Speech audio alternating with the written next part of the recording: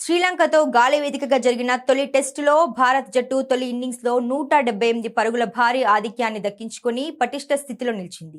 అయితే వర్షం ముప్పు పొంచి ఉండటం, మ్యాచ్ ముగియడానికి కేవలం 2 రోజుల మిగిలి ఉండటంతో ఈ పోరు ఫలితంపై ఉత్కంఠ నెలకొంది. ఈ నేపథ్యంలో టీమిండియా విజయం సాధించాలంటే 4వ రోజు ఆటలు దూకుడుగా వ్యవహరించాలని మాజీ క్రికెటర్ ఆకాష్ చోప్రా అభిప్రాయపడ్డారు. ప్రస్తుత వాతావరణ పరిస్థితులను దృష్టిలో ఉంచుకొని వ్యూహాత్మకంగా ముందుకు సాగాలని ఆయన సూచించారు.